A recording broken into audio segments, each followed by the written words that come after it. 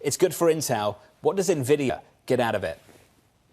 Yeah, it's a good question. Nvidia gets a lot of positive elements out of these partnerships. First, they build goodwill with the US administration, making Intel like a strong player in the global tech ecosystem is a priority for the administration, making the company, one of the best assets we have to maintain leading edge manufacturing in the US.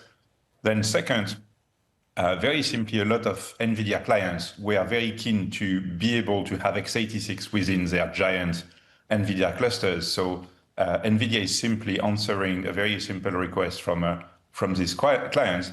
And last but not least, with like the incredibly dominant position NVIDIA has in the data center world, it's always good for NVIDIA to show that they are not abusing their dominant position. And so opening NVLink, partnering with other players, giving access to other CPUs, in their GPU clusters is actually a very good thing to do.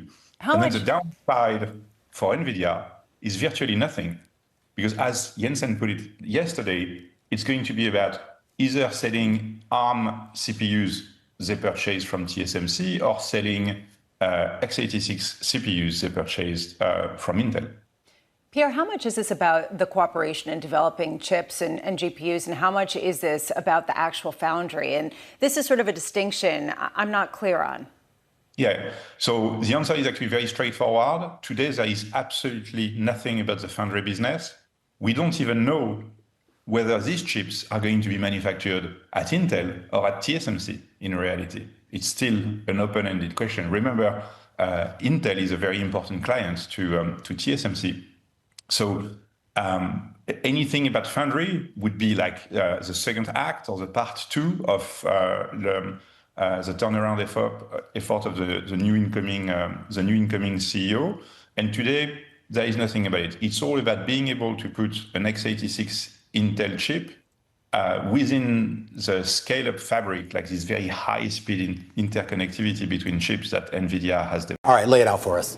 It's a bright green light. Yeah. I mean, for tech, because to me, it's like, think about it, you got AI revolution hitting its next stage of growth. We've seen it with Oracle, Nvidia, and across the rest of tech. Now you got a cut cycle. In my opinion, this is really going to turbocharge this tech rally.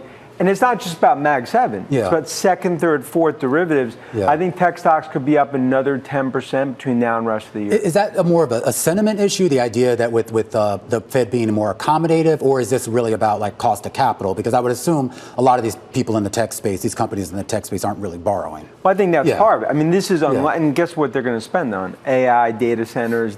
So it speaks to our view. Like, look, tech's had a strong year so far, but it's get the popcorn out. I mean, this is still, we've talked about it, it's only 10:15, 10:30 p.m. in that party that goes to 4 a.m., started at 9 p.m. a year ago. And you look at software, it's chips. You look at now the data center side, the power side, names like GE Vernova and others. I mean, that to me is the most exciting. It's about the second, third, fourth derivatives playing out across tech. And we kind of started to see that, particularly based on what we saw out of this earnings period. I mean, Oracle was really kind of, I won't say it surprised everyone, but it was certainly the punctuation mark and the idea that it is broadening out. We were talking the other day about how Corning was, up for like 11 straight days. And you have all these stocks that were kind of either forgotten or not really considered to be part of that tech AI trade that now are getting a lot more attention. Well, I think it's a great point, because that's now the focus. Because investors, they're looking to see, okay, who now is going to benefit small cap, mid cap, software, across chips, because there's just further validation that this AI revolution is hitting this next stage of growth. Use cases are exploding. Look what's happened on the consumer side as well. CapEx continues to be rock solid. And I think as that plays out in a cut cycle, look, I just think tech, it's in the left lane in a Ferrari going 100 miles an hour. And I think that, look, there's going to be speed bumps along the way. But just like we saw with Nvidia, China News, and others, I just view those as bark worse than a bite, because this now is the start, I think, the next leg of the bull cycle. On Thursday, Nvidia, the largest publicly traded corporation in the world, declared its intention to spend $2 billion in artificial intelligence startups in the United Kingdom. The commitment coincides with several other IT companies promising to invest in the nation, particularly during U.S. President Donald Trump's visit to the UK. This week, the developments have made the country the hub of the AI world. The government claims that during Trump's state visit, the UK has secured a total of $150 billion in investments across the energy, banking, and technology sectors, resulting in the creation of almost 7,600 jobs. The private equity firm Blackstone promised to invest $100 billion over 10 years, while Microsoft committed $22 billion. Along with other prominent figures from Silicon Valley, Nvidia CEO Jensen Huang has also been in Britain, attending events with the U.S. president. Nvidia, along with partners CoreWeave, Microsoft, and Nscale, has committed to investing $11 billion to assist in the construction of AI factories in the United Kingdom by the end of 2026.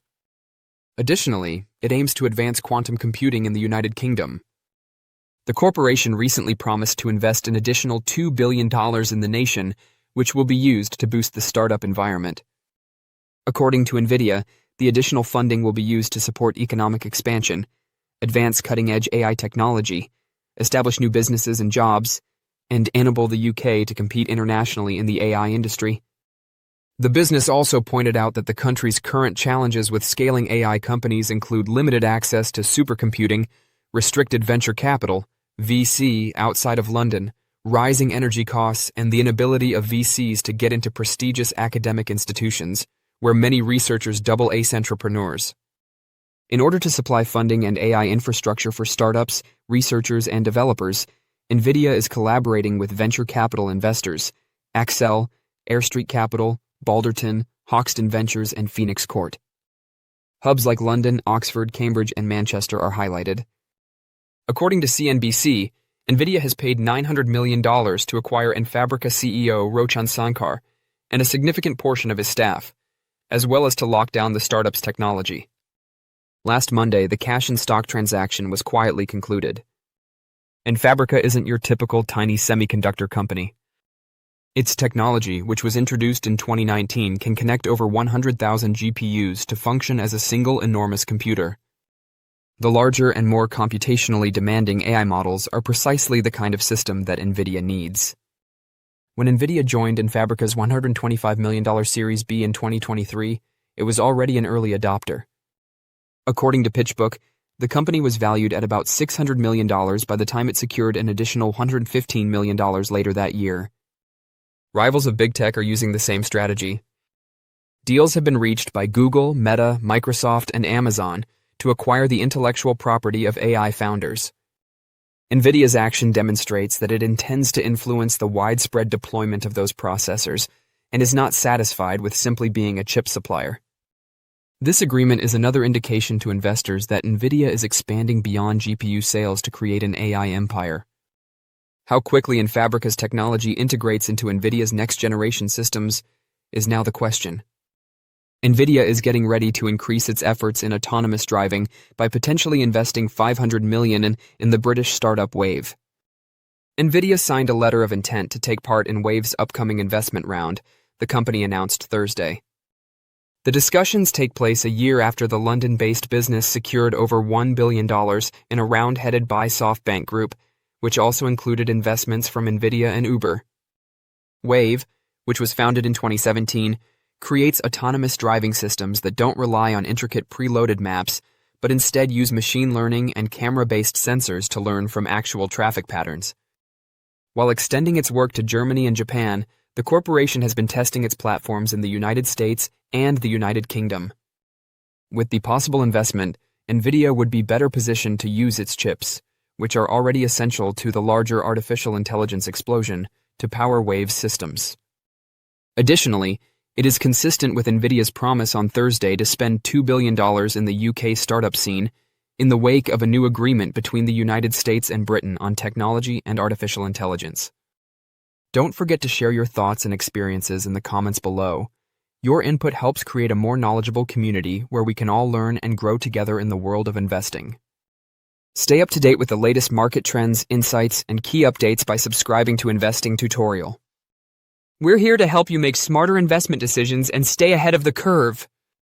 Right. I mean, interesting move here by Nvidia and Intel. And if you're looking at this, you're wondering, is this good for Intel? Is it good for Nvidia? What does it mean for AMD overall? And if you break it down, it really means Nvidia is getting into AMD's business, using Intel as the way to get system on chips. That means taking a GPU, connecting it with NVLink, which is Nvidia's connection platform, and getting the ability to bring Intel. So GPUs and CPUs come together. And of course, that allows for better gaming desktops, amazing AI laptop processors, accelerated process units. That's the question. But the question really is, what does that mean for Intel's foundry business? That's all we talked about really yesterday, was that angle. I don't think anyone talked about how this was a great thing for NVIDIA. Most people thought that the Trump administration, it's already got a stake in Intel. Jensen Huang is over with the president in the UK. And there was immediately speculation, he said, hey, Jensen, we're trying to, for security reasons, we're trying to get Intel back on its feet. Be nice if you would help. But you're saying there's something in it for both companies. It's not that much money for, obviously, to NVIDIA, and it's not enough money to make a huge difference in Intel. People were saying yesterday, right?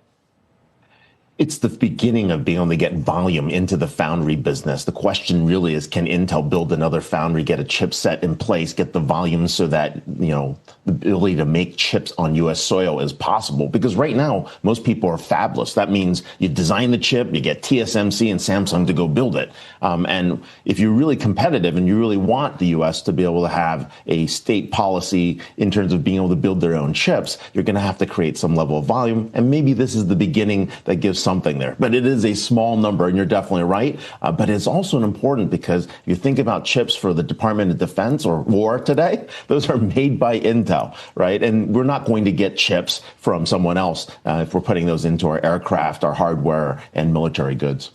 The way that I've been thinking about it is that the U.S. is taking a stake in Intel and maybe pushing others to do the same because of the self-reliance, or the future self-reliance, or the hope of it, on making chips in the United States.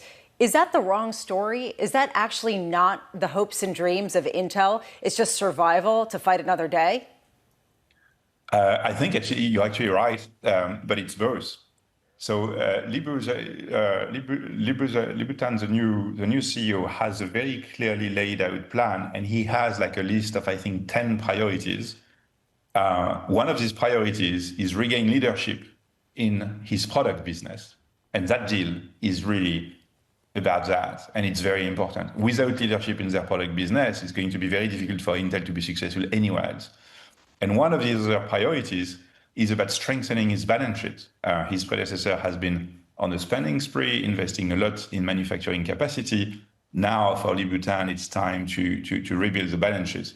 So the combination of attracting the US government, SoftBank, Nvidia, and potentially others onto the balance sheet with cash injections is very important to Intel overall. And of course, Intel being strong, having a strong balance sheet, and having a strong product business is critical to increase the chances for Intel to be successful as a manufacturer. So all that actually holds together. There isn't like a foundry versus product story for Intel. Intel has to restore both ends of the business. Yeah, just a final question from me. I think we're all pretty familiar with how the West views Huawei, for instance. What I don't have the understanding of right now is the evolving view of China on Intel. Now the government has taken a stake, and effectively this has become a new baby investment for the White House, Pierre. What do the Chinese think about these developments? That's a good question. Intel has been probably slightly below the radar screens of the Chinese for quite a long time. And now that Intel is coming back into the game, the question you're asking is going to become more and more relevant. And I would say historically, in the trade tensions, Intel has always been like a fairly protected player because of the strength of their ecosystem. The Chinese have a lot of very simple, very mundane, but very critical workloads running on x86, Intel x86 chips that would be extremely difficult to migrate just because of ecosystem dependencies, all these software dependencies that rely on what's available in your existing, specifically Intel x86 environment. So probably for China, Intel is going to remain a target that would be very expensive to hurt, and that wouldn't really present a significant stake. So probably Intel is going to be all right in China. That would be, at this very early stage, my bet. By how big the move was, and we tried to tie that to just the idea that, look, if you thought that there was an actual existential long-term threat to Intel, it kind of takes that off the business. They're probably going to be around now if they start with a partnership with Nvidia and with the U.S. government. I think it makes it less likely that Intel will go away, but the structural issues at Intel still remain. It's a question of, are you going to make chips, or you're going to design chips? And can a company doing both survive? That's the ultimate question. And I think most people in the chipset business would say that's a pretty hard task to do. They're two different motions, but if you can pull it off, you get some synergies. The challenge is Intel has underinvested over the last decade in the latest generation of chips. But here's a situation where maybe putting Nvidia and Intel together might give you enough to get that catalyst to start. Ray, can I just ask, how much do you think this investment is just sort of a placation, a rounding error, pocket lint for Nvidia, and a way to effectively suggest, frankly, to the White House, not even to shareholders, just, we're in it, we're going to try to help kind of thing? Well, if you look at it from the numbers, it is a rounding error, but it means more to Intel than it does Nvidia. But it also means that we're building and supporting the U.S. ecosystem and of chips. It's a very small ecosystem, as you can tell. And so this is the challenge: is can you get more suppliers, more design, more software, more capabilities built here? Nvidia obviously wants to be in the x86 business. They could do it. They could have partnered with AMD to do it. Instead, they're here partnering with Intel, giving them at least a lifeline. The question is, can Intel think of a broader strategy, and can they start manufacturing chips that are packed better, right? When we're going from 5 nanometer to 3 nanometer to 2 nanometer, Intel's not even in that game. Yeah, the very first thing you started with was that there actually is something here for Nvidia. There might be a method to the madness other than just, $5 billion is not a lot, but they expect some return from this. I think maybe it'll work. Maybe there is some.